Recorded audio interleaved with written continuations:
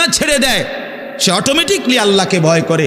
যে আল্লাহকে ভয় করে সে গুনাহ বর্জন করে। এজন্য তাকওয়ার অর্থ আল্লাহর ভয়।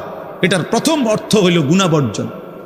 মান খাশিয়ার রহমান, আল্লাহকে ভয়, এটার প্রথম অর্থ গুনাহ বর্জন, গুনাহ বর্জন।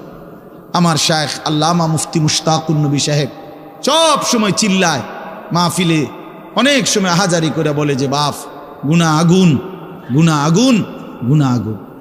প্রতিটা গুনার পিঠে, ওই পিঠে আগুন আছে। নারীর প্রতিটা বেপর্দা দৃশ্যের মধ্যে খোদার কসম আগুন জ্বলে।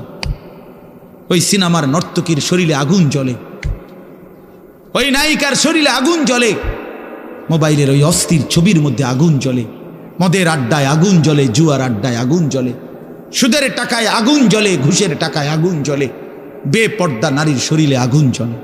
ওইটা রূপ না, ওইটা আগুন, ওইটা